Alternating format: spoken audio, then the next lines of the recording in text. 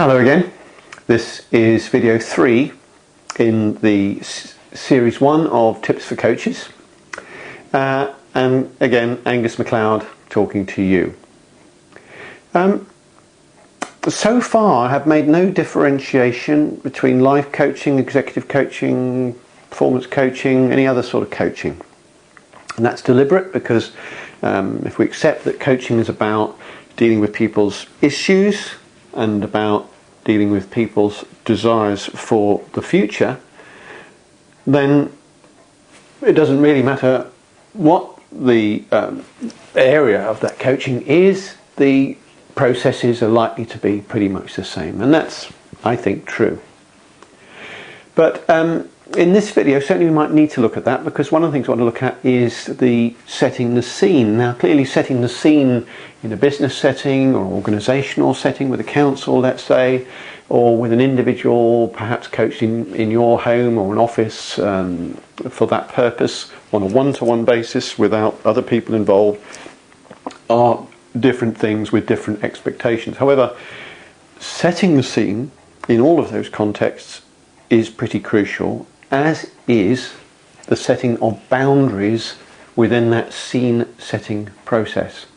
In other words, what we're trying to set up is a series of expectations that your coachee will have in terms of what you're doing, when you're going to do it, whether that goes inside and outside of those individual coaching sessions, how many there are, the expectations for whether they're going to turn up on time, whether they're going to postpone or cancel at the last moment, those sorts of things.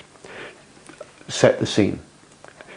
Also setting the scene might be people have an expectation of how it is you work. They may think that you have conversations one-to-one and that's it. They may not realise that you may be asking them to think way outside the box. You might be using particular tools which will mean that they will walk around a room or a space, that they might sit in other chairs in that space, that other activities might be taking place, and some of that context, without frightening them, might be useful for them to know.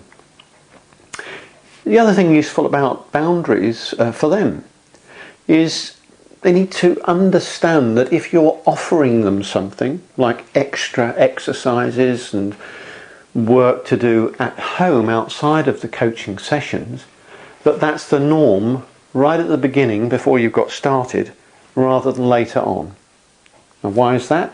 Because they may well interpret that, these extra things, as some sort of special relationship, and that can get in the way of the coaching.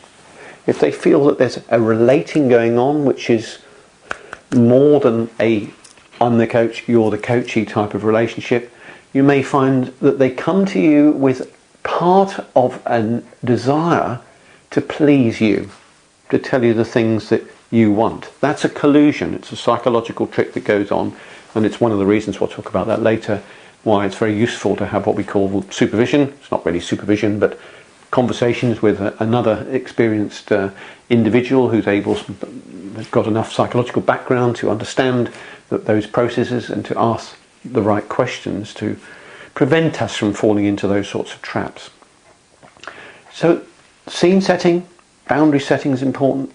It will also, of course, deal with the issue, absolutely critical issue of confidentiality.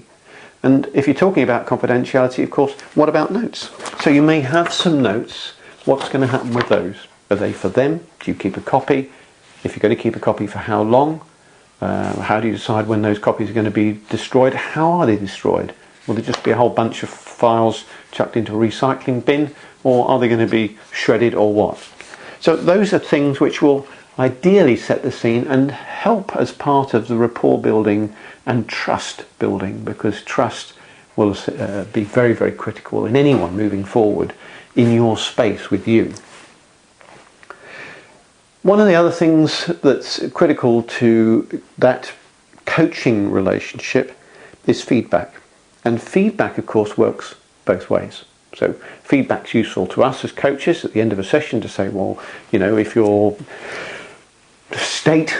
psychological state for dealing with this particular issue was whatever it happened to be, let's say 3, 4, whatever, What is it now? And they say it's 8 or 9, then you get an idea that something's happened and they've moved. You should be able to see that anyway, but you've got some external confirmation that you've been able to provide them with something.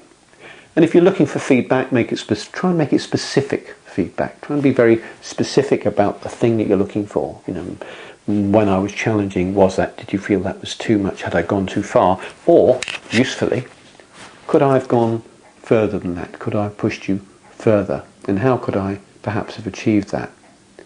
So that's feedback for you, the coach, but of course there is another job.